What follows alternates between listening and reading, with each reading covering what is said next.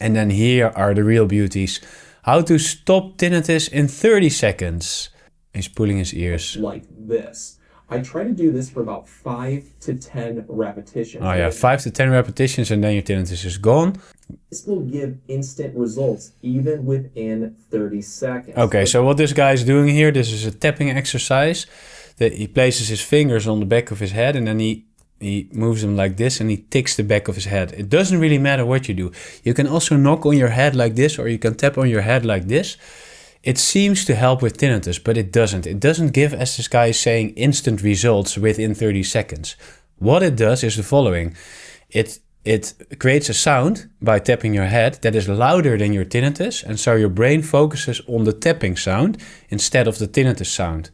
And therefore, because your brain is focusing on something else, your tinnitus sounds decrease or even go away for a short while. But after you stop the tapping, it will come back. So this is not addressing any underlying problems of tinnitus. This is not addressing the causes of tinnitus. This is not addressing your reaction to tinnitus. This is really nonsense.